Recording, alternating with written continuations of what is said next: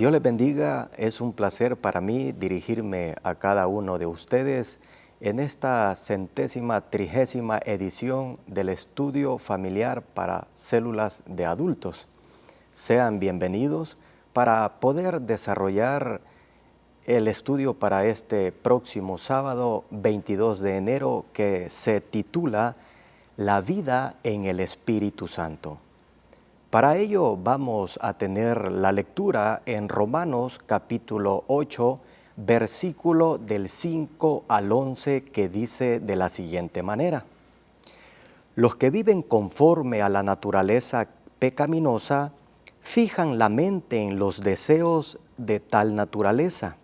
En cambio, los que viven conforme al Espíritu fijan la mente en los deseos del Espíritu. La mentalidad pecaminosa es muerte, mientras que la mentalidad que proviene del Espíritu es vida y paz. La mentalidad pecaminosa es enemiga de Dios, pues no se somete a la ley de Dios ni es capaz de hacerlo. Vamos a dejarlo hasta el versículo 7. Usted desarrolle el versículo 9, 10 y 11. Lo importante de los temas que se desarrollan en esta guía es que consideremos los 5 puntos primordiales. 1 es el tema, 2 es la verdad central, 3 la introducción, 4 es el cuerpo o los puntos que se desarrollan y en quinto lugar sería la aplicación de este tema. Si logramos anexar perfectamente en un entendimiento claro qué es el tema con la verdad central, tendremos una esencia y un hilo conductual, el cual nos llevará a una aplicación correcta de este tema. Dijimos que el tema se llamaba la vida en el Espíritu. Hay que comprender, aquí hay un verbo, el verbo vivir. Hay un artículo, una preposición y un sustantivo que es el espíritu, nombre. Vivir en el Espíritu. ¿Qué conlleva vivir en el Espíritu? Para eso vamos a tomar como base la verdad central que dice: la vida que da el Espíritu Santo conduce a una renovación continua del entendimiento. A manera de introducción, debemos de comprender que la mente es como ese lugar, el taller, la base de la inteligencia, de la razón y del entendimiento. Por esto es que cuando nosotros decidimos actuar, planeamos, ideamos y de acuerdo a ello nosotros actuamos. Pero en ese actuar, en muchas ocasiones, sin darnos cuenta, ofendemos a Dios. Note usted que todo proviene de la mente. La mente debemos de comprenderla que sin Cristo es una mente desenfrenada y automáticamente se va a adherir a los deseos de la carne. Y los deseos de la carne, por naturaleza, van a ser en contra del Espíritu.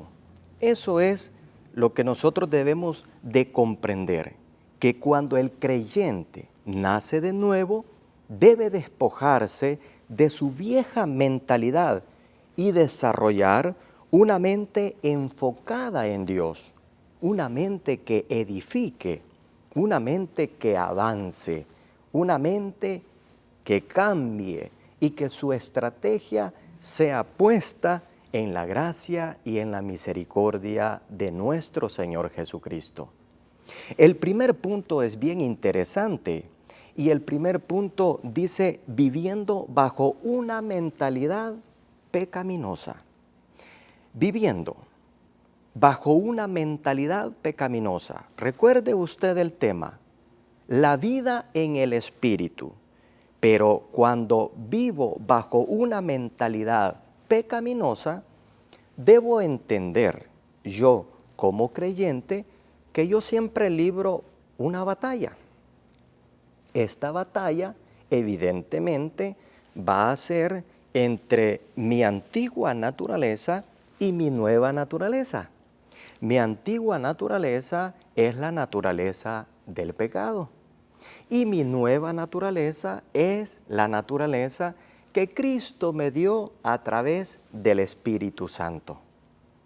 Es ahí donde yo debo de analizar si estoy viviendo bajo una mentalidad pecaminosa, porque la naturaleza de la carne lo que nos pide o hacia lo que nos inclina es el pecado. Naturalmente, nacemos con esa naturaleza caída que heredamos de Adán. Esa naturaleza es la que nos incita a hacer lo malo y lo que le desagrada a Dios. Por esta razón es que el hombre sin Dios siempre va a actuar de una manera corrompida, porque los pensamientos están orientados hacia el mal. El hombre no puede hacer lo bueno, no quiere hacer lo bueno. Por eso volvemos al versículo 7 que dirá de la siguiente manera: la mentalidad pecaminosa es enemiga de Dios. Note usted que lo único que puede mediar en una mente pecaminosa y en una mente renovada es la palabra de Dios. Qué interesante. Cuando yo me dejo guiar por la palabra de Dios, entonces yo llego a la comprensión si estoy viviendo en una naturaleza pecaminosa o en una naturaleza del espíritu. Los razonamientos equivocados en muchas ocasiones van a salir a flote. ¿Por qué razón? Porque nosotros lógicamente somos seres pensantes.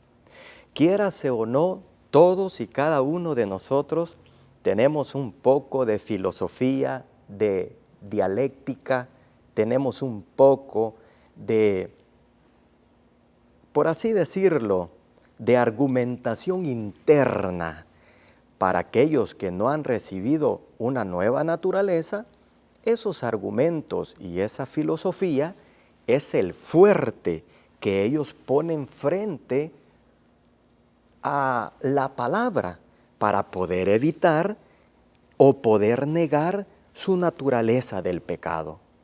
Muchas personas pueden decir: yo soy bueno, yo no ofendo a nadie, yo soy caritativo, pero esa comprensión que tiene de la vida no ha sido confrontada con la palabra de nuestro Señor Jesucristo.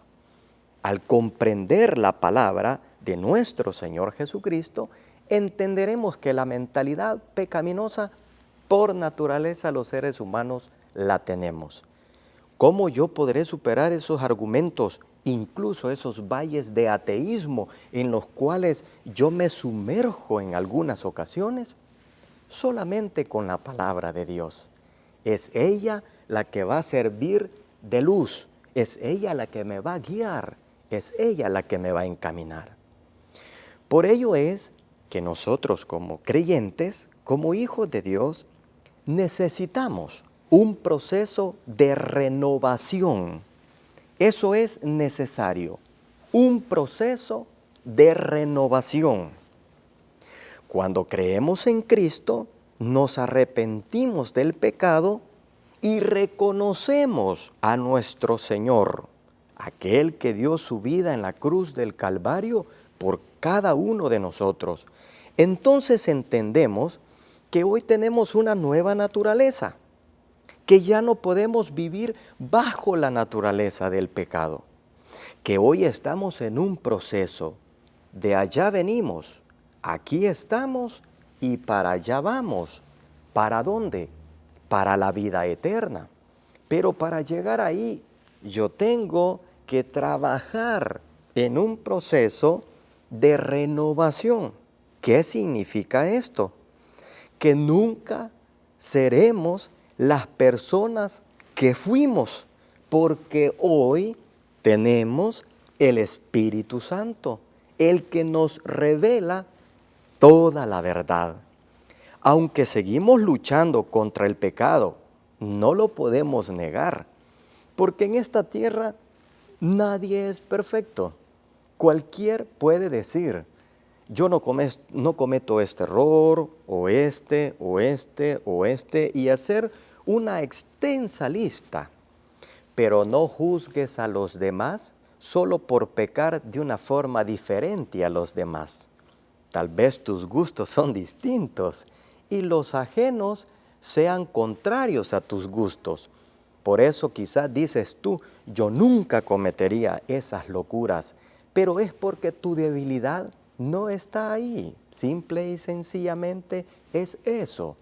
Por ello es que, por muy fuertes que seamos, debemos de trabajar en esa renovación. Es diaria. ¿Y sabe por qué? Porque es en la mente. Nuestra renovación tiene que ser cotidiana. Por eso es necesario que el cristiano, cuando despierta, dé gracias a Dios. Cuando hace sus actividades, dé gracias a Dios.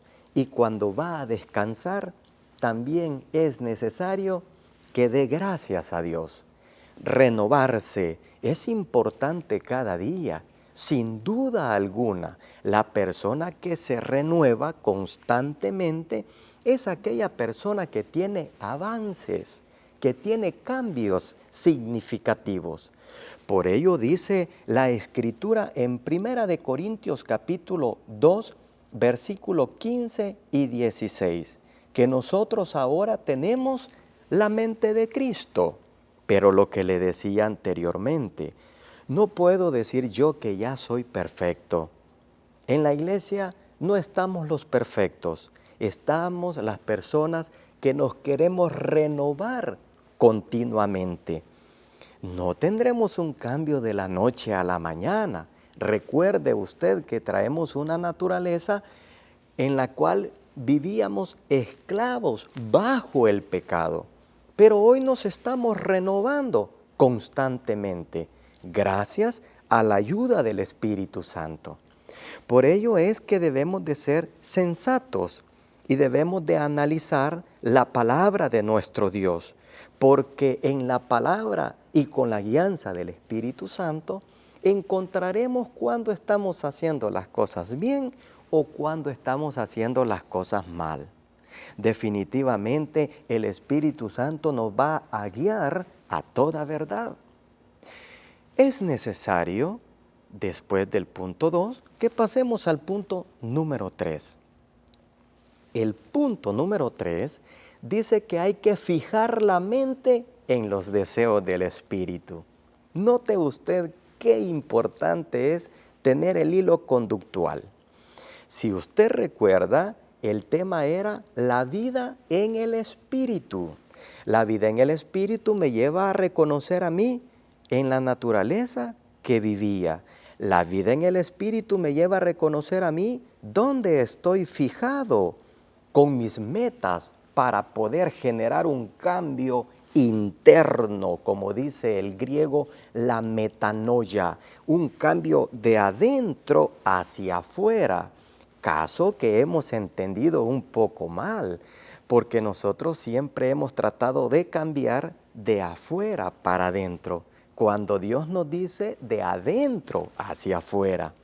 Por eso es que muchos cristianos se meten en dilemas, en temas que son estériles, temas de ropa, temas de deportes, temas de música, y son personas que se preocupan un tanto más por la apariencia que lo que tienen dentro de sus corazones. Por eso es que debemos de fijar la mente en los deseos del Espíritu. El conocimiento de la palabra de Dios nos puede ayudar a discernir si nuestros deseos provienen o no del Espíritu de Dios. Si nuestros deseos son en contra de la palabra, el Espíritu Santo nos hace sentir a nosotros como dice un versículo de la Biblia, si tu corazón te reprende, mayor es Dios. Por lo tanto, debemos de fijar en nuestra mente cuáles son los deseos del Espíritu Santo. Recuerde, el Espíritu Santo nunca nos llevará a que hagamos algo en contra de la palabra. Recuerde siempre eso. Fijemos nuestras metas, fijemos nuestros deseos. Cuando nuestros pensamientos están alineados, entonces nosotros alcanzamos a descubrir algo bello para cada uno de nosotros, cuando están alineados con la palabra de Dios. Cuando los pensamientos nuestros están alineados con la palabra de Dios, en su palabra encontramos todo tipo de consejo. Consejo para la salud, consejo económico, consejo social, consejo político, consejo para la familia, consejo como joven, consejo para el área de la niñez, consejo para el área psicológica, consejo para el área de las parejas. Para todo ámbito encontraremos un consejo. El problema de nosotros los creyentes es que nos resistimos al Espíritu Santo y algunos dicen que el Espíritu Santo solo es una corriente. No, el Espíritu Santo tiene personalidad propia. Él es el que nos consuela, el que nos alienta y el que nos lleva más allá de la meta. Por lo tanto, yo debo de fijar en mi mente los deseos que son del Espíritu y no debo de resistirme al Espíritu. No debemos de resistir a la obra que Él quiere hacer en nosotros, como lo dirá Primera de Tesalonicenses capítulo 5, versículo 19, o lo que es un poco más agresivo, no podemos contristar al Espíritu Santo, según lo dice Efesios capítulo 4, versículo 30. El tener un deseo nuestro, propio, de caminar según nuestras ideas, eso es contristar al Espíritu Santo. No debemos de ir en contra de lo que Dios quiere para nosotros. Más bien, debemos de respetar el plan perfecto que Dios nos tiene trazados y que Dios ha establecido para cada uno de nosotros. Sin más preámbulo, llegamos a la aplicación. El tema es un tema muy especial. En algunas ocasiones, algunos ejemplares de la guía tienen puntos muy importantes bajo los cuales nos tenemos que regir a la hora de compartir esta clase de temas. Son 6 puntos que salieron en la edición anterior. Considerémoslos y nos van a ayudar para que podamos descifrar o entender cuáles son los temas a desarrollar. Este es un consejo sin faltarle el respeto, esperando que les sirva de mucho provecho. Pero hoy pasamos a la aplicación. El Espíritu Santo también nos capacita en nuestra lucha contra el pecado y contra el enemigo. Recuerde usted, cuando hablamos contra el enemigo, el primer enemigo es usted mismo. El primer enemigo soy yo mismo. En muchas ocasiones le echamos la culpa al diablo en todo y por todo. Si se le quedó el carro sin gasolina, dice que el diablo tiene la culpa. No, eso lo puede arreglar yendo a una gasolinera. Si se le quedó por desperfectos mecánicos, usted dice que el diablo tiene la culpa. No, eso lo puede arreglar yendo donde un mecánico. Y si se le olvidan las llaves, usted dice, uy, nuevamente se me olvidaron las llaves. Es que el diablo siempre me pone un atraso. No, el propio enemigo eres tú. El segundo enemigo es el mundo, porque el mundo nos pone los deleites. Y el tercer enemigo es el diablo. Ahí sí vamos a catalogar como tercer enemigo al diablo. Mi primer enemigo soy yo mismo. Mi segundo enemigo es el mundo que me ofrece todo lo que tiene. Y el tercer enemigo es el que quiere trabajar mi mente, Ojo con esto, estamos hablando de la mente, las batallas se tienen que librar en la mente. Si tú quieres vivir una vida libre y hasta cierto punto nunca crecer en tus proyectos, entonces vive bajo lo que tú quieras. Pero si quieres crecer, avanzar y ser un vaso útil en las manos de nuestro Señor, entonces apeguémonos a lo que el Espíritu Santo quiere para nosotros. El Espíritu Santo nos va a capacitar para que luchemos en contra de nuestro enemigo. Dentro de mi corazón, de mi mente, seré capacitado para poder vencer y salir adelante en lo que Dios quiere. Dejémonos llenar por el Espíritu Santo. Dejémonos llenar por Él. No lo contristemos. Y entonces veremos que seremos hombres y mujeres, niños y jóvenes realmente llenos del Espíritu Santo. Pero esa llenura del Espíritu Santo no me va a caracterizar para que yo vea a las personas de menos. No, en ninguna manera. Cuando yo soy un hombre espiritual, aprendo a reconocer los que son niños en el Espíritu, aquellos que pelean por temas intrascendentes, por temas que son estériles. Si yo soy maduro en el Espíritu, me voy a dejar llenar, guiar, voy a dejar que el Espíritu Santo obre en mi vida. Y eso va a traer para mí, nuevamente lo repito, un crecimiento.